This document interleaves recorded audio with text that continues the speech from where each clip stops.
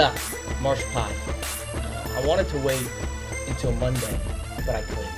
I couldn't wait after watching Steph Curry on Saturday afternoon have the second of one of the most iconic moments of his career and one of the most iconic Olympic moments in basketball Olympic history.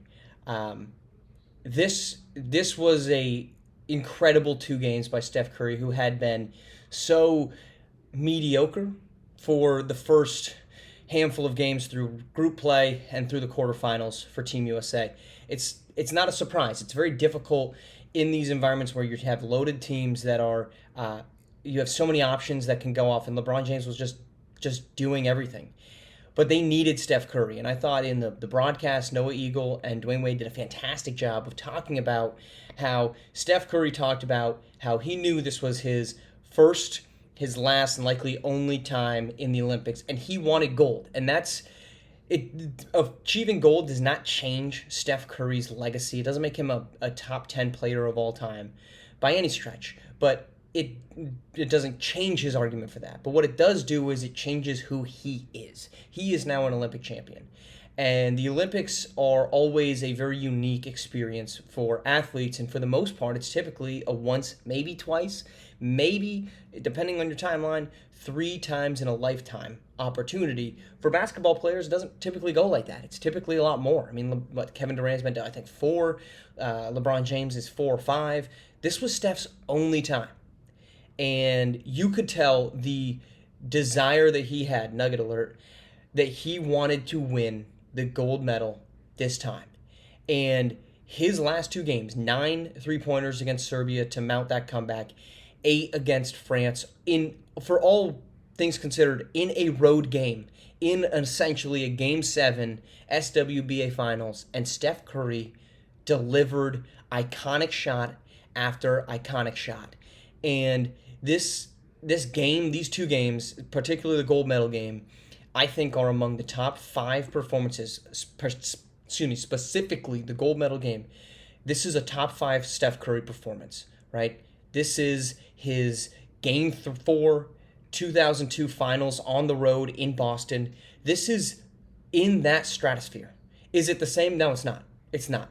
But the iconicity of this moment is top 5 in Steph Curry's career, because we've talked about this since the jump. Since Kawhi Leonard was taken off this roster, which ended up being a Team USA decision, not a Kawhi Leonard, not a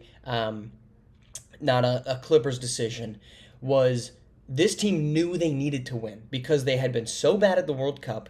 Yes, every 4 years this team comes out and wins Olympics and wins gold. I think it's 5 in a row now for Team USA. But this team had a massive chip on their shoulder and huge expectations. They knew Grant Hill down, knew they needed to win a gold medal. And they brought together a team that was loaded with talent that obviously you look at. Embiid didn't play a lot.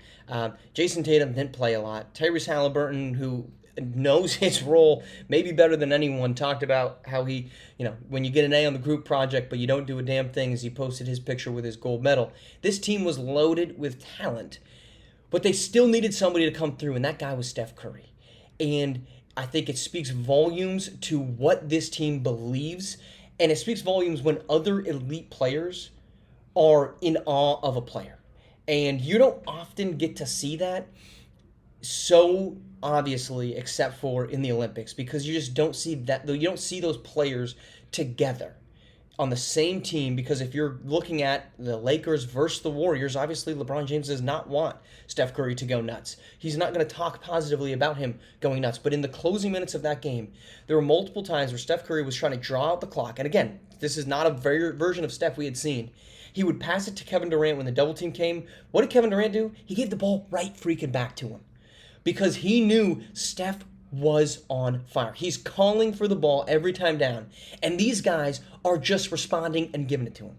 When you have Halliburton and Embiid and LeBron doing the night-night celebration to close things out, it speaks volumes to who this guy is in terms of the league landscape, the league respect, and who he is as a basketball player. And he saved twice a Team USA team that is as favorites as they should be, as an early Miami Heat, as a early Kevin Durant era, Miami Heat, I'm talking LeBron James, early Kevin Durant area Warriors. You have nothing but the expectation to win gold.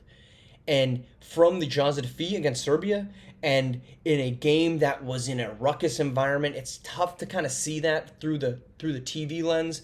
But Noah Eagle, Dwayne Wade constantly talking about the environment of this location. You could see it in some of these videos when they're cutting around and just the awe. But you couldn't feel all of that Game 7 type energy, but it was clearly there. And Steph Curry delivered. It's amazing. There's not that there was anything left to knock Steph on, but this type of performance adds to that list. And in the last 2.5 years, really 2 years, going back to the 2022 finals run, he has cemented his legacy. He is adding little sprinkles to the top of it because on a team with 10 future Hall of Famers, I'm not going to go through every man on that roster, but let's just give it maybe an 8. I don't know. Steph Curry, in the 2 biggest games, was Team USA's best player. That's not nothing. That is not nothing. And it is a absolute testament to his capabilities and his ability to rise. And my God, you better hope the Warriors fill out a team around him to compete, because Steph Curry playing like that in meaningful games, I mean, that second three, I guess no, it was his fourth three, over 2 defenders, where it was a prayer of a shot. And he buries it. You just need to see